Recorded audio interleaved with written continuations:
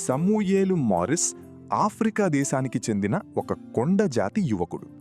దేవునిపై అతనికున్న ప్రేమ, ఆసక్తి అతన్ని అమెరికా దేశానికి తీసుకొచ్చింది. అమెరికాలోని న్యూయార్క్ పట్టణానికి వచ్చిన సమూయేలు మారిస్ అక్కడ ఒక దేవుని సేవకుడు స్టెఫెన్ మెరిట్ వద్దకు చేరాడు. ఒకరోజు స్టెఫెన్ మెరిట్ అతనితో ఇలా అన్నాడు: నేను సేవ నిమిత్తం బయటకు వెళ్తున్నాను. తిరిగి రావడానికి సుమారు 3 గంటలు పడుతుంది. అంతవరకు విశ్రాంతి తీసుకో. కాని సమూయేలు మారిస్ ఆ సమయాన్ని వృధా చేయలేదు. అతను విశ్రాంతి తీసుకోకుండా బయటకు వెళ్ళి ఆ 3 గంటలలోనే అనేక మందికి యేసుక్రీస్తు సువార్తను ప్రకటించాడు. ఆ కొద్ది సమయంలోనే 17 మంది ఆత్మలను క్రీస్తు వైపుకు నడిపించాడు.